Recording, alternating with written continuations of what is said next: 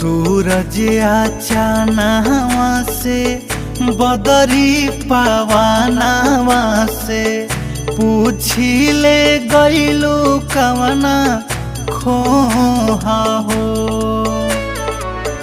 तलवा तलइयन से कहनी तरइयन से केहू ना देला तोहके जो हो।